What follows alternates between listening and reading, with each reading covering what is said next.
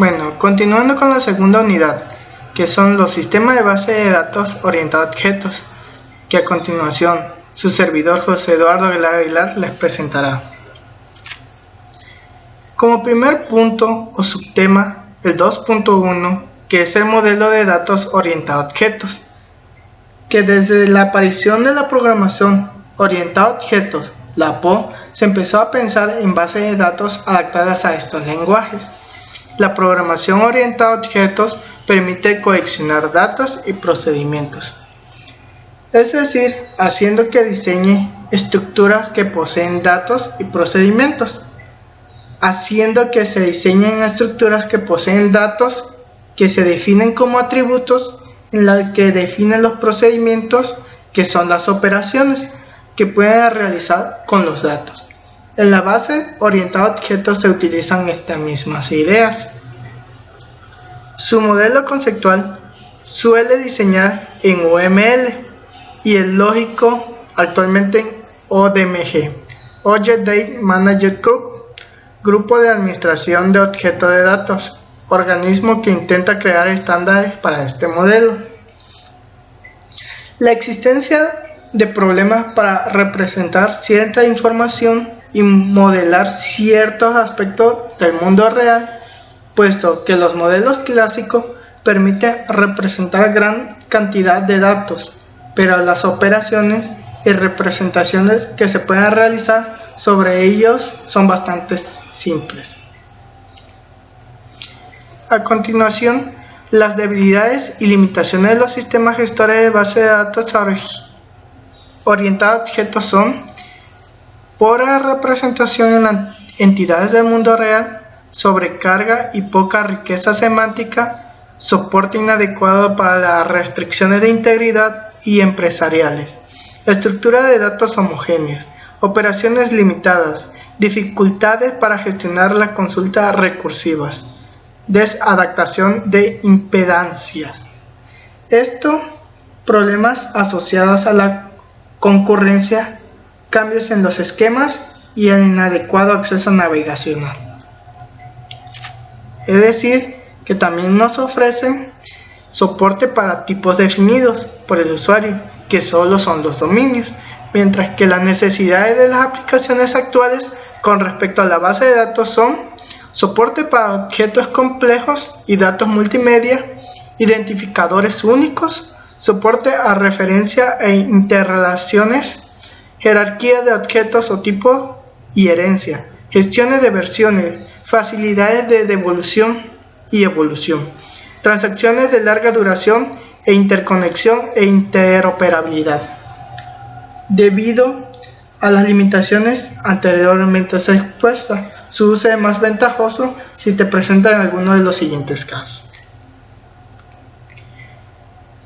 El subtema 2.1.1 son las características de los sistemas gestores de base de datos. Se presentan 13 puntos importantes, el cual conlleva a una organización estándar. Por ejemplo, veremos la especificación de cada uno de ellos. El primer punto debe soportar objetos complejos, es decir, ser posible construir objetos complejos aplicando construcciones a objetos básicos. El segundo, identidad de objetos. Todos los objetos deben tener un identificador, el cual es independiente de los valores de sus atributos. El tercer punto es el encapsulamiento. Los programadores solo tienen acceso a la interfaz de los métodos y los métodos o los datos e implementación de estos métodos están en los objetos. El cuarto es el tipo o clase. El esquema de una base orientada a objetos contiene un conjunto de clases o tipos. El quinto, tipo o clases, deben ser capaces de heredar sus supertipos y superclases, los atributos y los métodos. El sexto, la sobrecarga debe ser soportada. Los métodos deben poder aplicarse y diferenciar de tipos. El DML debe ser completo, porque los sistemas gestores de base de datos orientados a objetos debe ser un lenguaje de programación de propósito general. El octavo, ese conjunto de tipo de datos debe ser extensible. No habrá distinción entre los tipos definidos por el usuario y los tipos orientados por el sistema. El noveno es la persistencia de los datos. Los datos deben mantenerse después de que la aplicación que los creó haya finalizado. El usuario no tiene que hacer copia explícitamente. El décimo, los sistemas gestores de base de datos deben ser capaces de manejar bases de datos grandes. El onceavo, el sistema gestor de base de datos debe soportar la concurrencia, es decir, disponer de mecanismos para el control de la concurrencia. El 12 es la recuperación. El sistema gestor de base de datos debe proveer mecanismos de recuperación de la información en caso de fallo del sistema. Y por último, el 13, el sistema gestor de base de datos debe proveer de manera fácil de hacer consultas y no complicarlas. Continuando, también se subdividen en sistemas gestores de base de datos de red, jerárquico, modelo de datos relacional y modelo orientado a objetos. Los datos en el modelo de red se representan mediante colecciones de registros y las relaciones entre los datos. Se representa mediante enlaces que pueden ver como puntero. A continuación, en la figura ven los registros.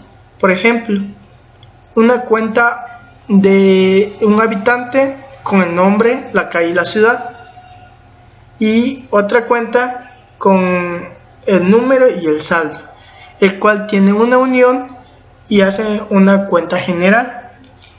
Es decir, los registros de la base de datos se organizan como colecciones de grafos dirigidos.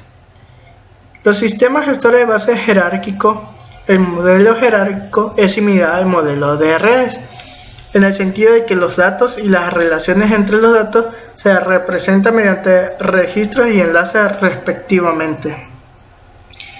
Este se diferencia del modelo de redes en lo que los registros se organizan como colecciones de árboles en lugar de grafos dirigidos.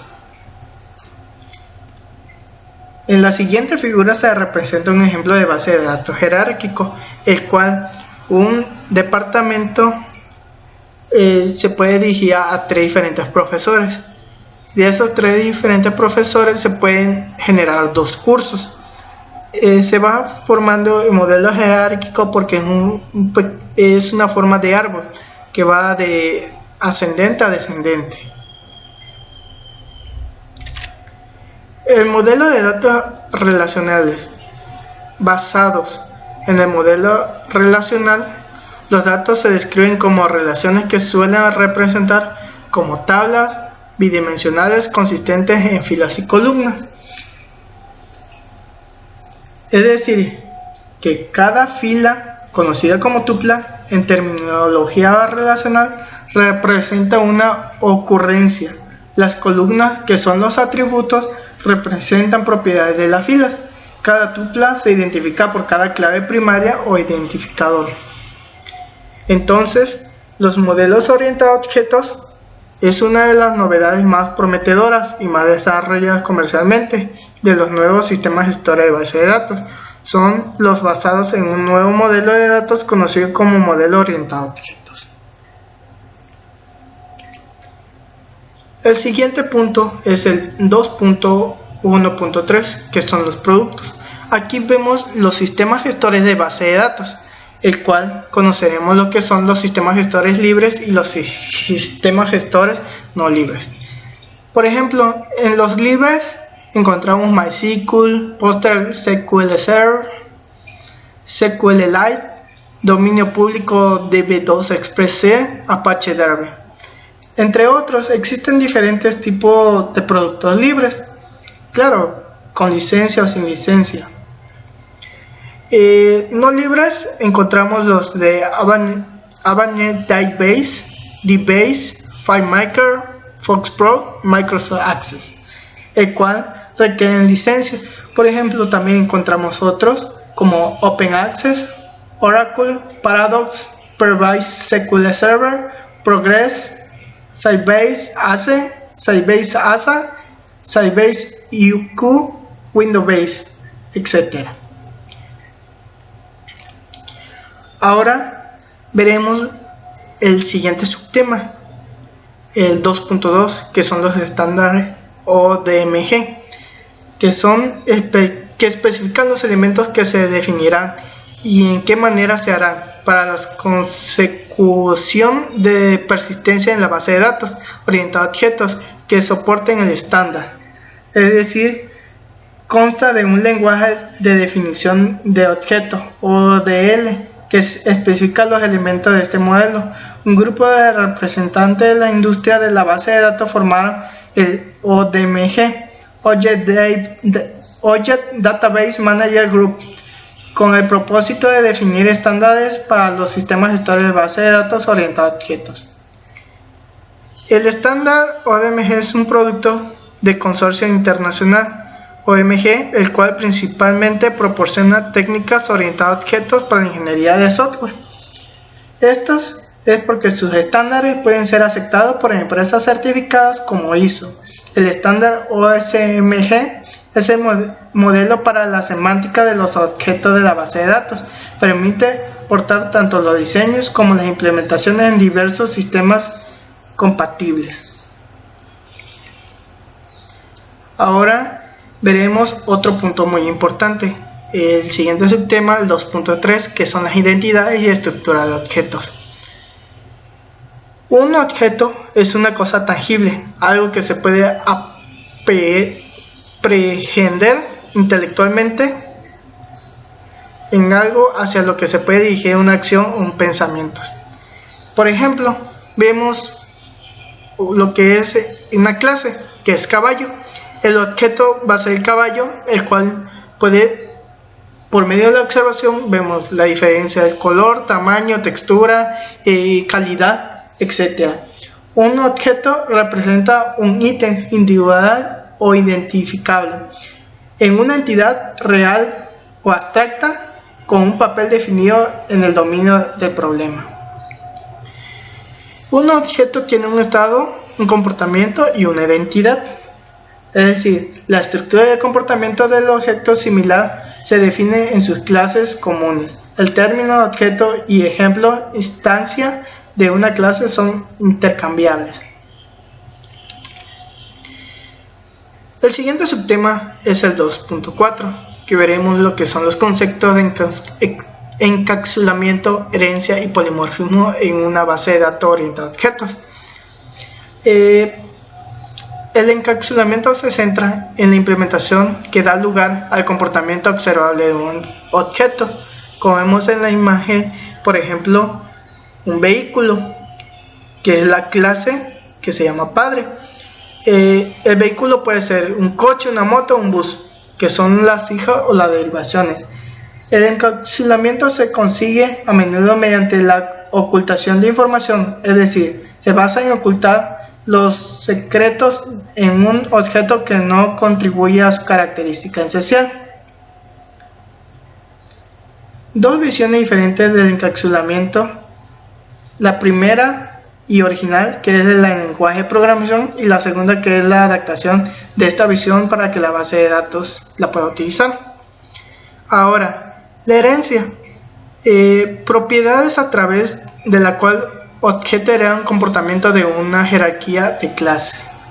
Es decir, que puede haber ventajas en esa herencia o en ese concepto de herencia. Por ejemplo, ayuda al modelo porque proporciona una descripción concisa y precisa del mundo y ayuda a compartir especificaciones e implementaciones en la aplicación. Y por último, veremos el polimorfismo, propiedades de una operación mediante la cual puede ser aplicada en distintos tipos de objetos. Es decir, dependiendo del tipo de objeto, cuadrado, estrella, flecha, debemos emplear diferentes mecanismos de visualización. Necesitamos visualizar un conjunto cuyos miembros no se conocen en tiempos de compilación. Y por último, veremos último subtema, el 2.5, que entra la persistencia, concurrencia y recuperación de una base de datos orientada a objeto. La persistencia, esto se refiere a la capacidad de manipular directamente los datos almacenados en una base de datos usando un lenguaje de programación orientado a objetos. Es decir, esto contrata en una base de datos utilizando por SQL Server o una interfaz utilizada por ODBC o JDBC. Utilizado un objeto de base de datos significa que puede tener un mayor rendimiento y se aminoraría la escritura de código. La concurrencia. Los CMVD debe poder ser accesible por múltiples usuarios cuando una aplicación está accesando a una sesión de la base de datos. Esto porque la otra aplicación debe poder acceder a otras secciones de la base de datos, y la concurrencia permite que los usuarios cooperen y colaboren en una aplicación. Los mecanismos de control de concurrencia son necesarios para reforzar las propiedades de las transacciones. Y por último, el punto de recuperación, que es importante para cualquier sistema gestor de base de datos orientado a objetos. Con recuperación nos referimos al proceso de aplicación de consistencia después de que una transacción ha abortado como resultado de la falla de hardware o problema de comunicación. La falla del sistema, tanto de hardware como de software, no debe repercutir en estado de consistencia de la base de datos. La recuperación es la técnica que asegura que eso no ocurra. La recuperación puede ser total o parcial, dependiendo de las circunstancias de la recuperabilidad. Bueno, agradezco su atención por esta segunda unidad. Los espero en la tercera unidad.